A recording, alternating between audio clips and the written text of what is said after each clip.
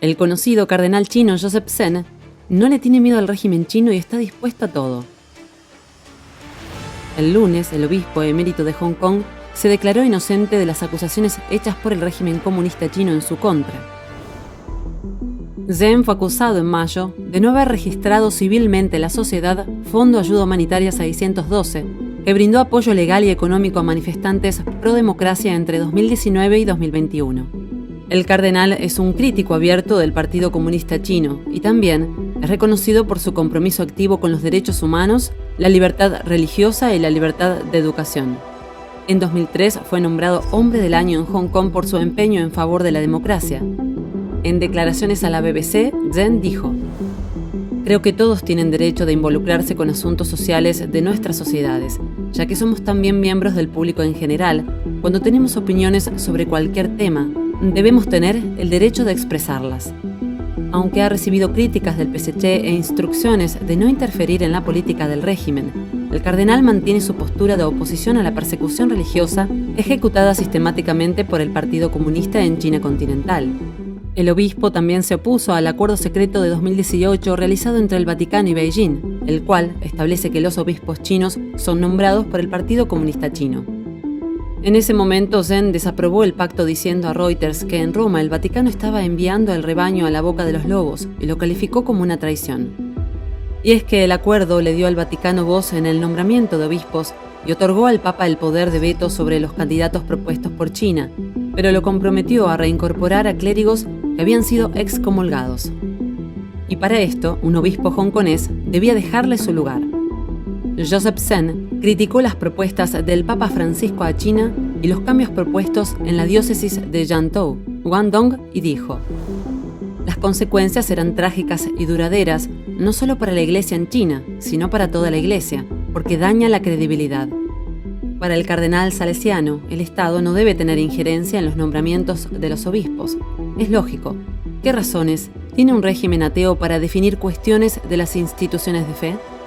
El activismo de Zen consistía en trabajar para unir las dos ramas de la Iglesia Católica en China, dividida entre la oficial, fiel al régimen comunista chino, y la clandestina, fiel a Roma, y en denunciar frecuentemente la persecución sufrida también en la Iglesia oficial. Recordemos que, además, el acuerdo se hizo en medio de una represión por parte del régimen chino contra los cristianos y seguidores de otras religiones desde hace años. En el caso de los cristianos, las iglesias han sido completamente cerradas o derribadas, y las cruces y otros símbolos religiosos han sido eliminados en distintas zonas de China continental. Posiblemente por su postura crítica contra el acuerdo del Vaticano con el régimen comunista chino, a Zen le valió el silencio del Papa ante su enjuiciamiento. Pero también hubo quienes sí declararon su repudio a las acusaciones del régimen chino. En una carta publicada en el diario italiano Avvenire, el cardenal Filoni, también gran maestre de la Orden del Santo Sepulcro, expresó: "En un proceso el testimonio es fundamental. El cardenal Zen no debe ser condenado. Hong Kong, China y la Iglesia tienen en él un hijo devoto del cual no deben avergonzarse. Este es el testimonio de la verdad".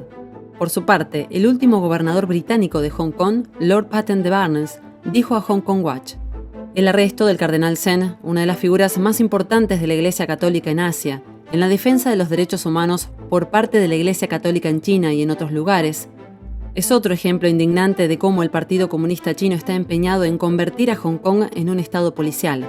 El arresto de otros ciudadanos decentes y valientes de Hong Kong al mismo tiempo duplica la maldad de lo que los comunistas están haciendo. Los hechos demuestran que Hong Kong está encaminado a seguir los pasos de China continental. El Partido Comunista Chino tiene un vasto historial de persecución a todo modo de creencia, cultura y práctica que representa ideas diferentes de la ideología comunista. Y en China continental se ha convertido en algo de todos los días. Muchas personas de fe temen a diario por sus vidas.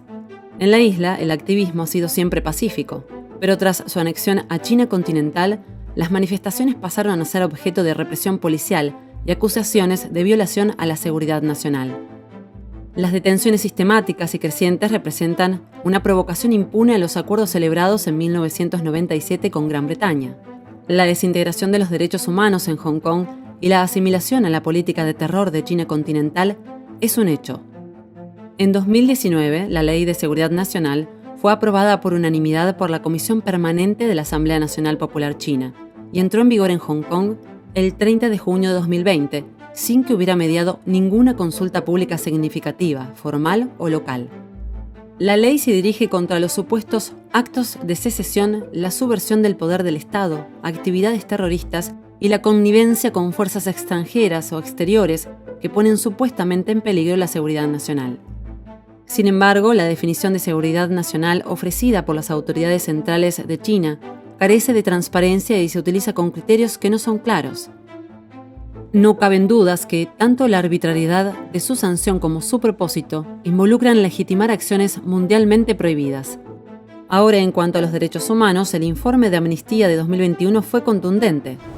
En última instancia, esta ley general y represiva amenaza convertir la ciudad en un serial de derechos humanos que recuerda cada vez más a la China continental.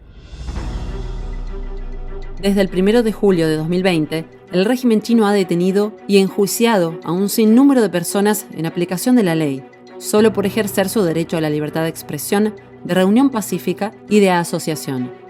Aún peor, las personas acusadas son objeto de la presunción de culpabilidad y no de inocencia, lo que significa que se les niega la libertad provisional a menos que puedan demostrar que no están cometiendo actos que ponen en riesgo la seguridad nacional. En consecuencia, las personas detenidas son sometidas a periodos prolongados de prisión preventiva. Según el informe de Amnistía Internacional, al 70% de las personas enjuiciadas oficialmente se les ha negado la libertad provisional. Yamini Mishra, directora regional de Amnistía Internacional para Asia y Oceanía, declaró: en un año, la Ley de Seguridad Nacional ha puesto a Hong Kong en una vía rápida para convertirse en un estado policial y ha creado una emergencia de derechos humanos para quienes viven allí. Mishra también denuncia: desde la política hasta la cultura, pasando por la educación y los medios de comunicación, la ley ha afectado a todas y cada una de las partes de la sociedad hongkonesa y ha fomentado un clima de miedo que obliga a los residentes a pensar dos veces lo que dicen, lo que tuitean y cómo viven su vida. Entonces, dicho todo esto, ¿es correcto que un mártir de la fe pague los pecados de la ambición política? Tampoco hay virtud en cercenar libertades individuales en pos de la dominación. La perversa ideología comunista invadió a Hong Kong. Solo pasaron 23 años de paciente infiltración. Además, el PSC ya muestra indicios de expansión global. ¿Hay que esperar a que llegue a casa? ¿Hay que esperar que suceda lo mismo que con la pandemia de la que ya nadie habla? ¿Tú qué crees? Puedes dejarnos tu comentario debajo del video.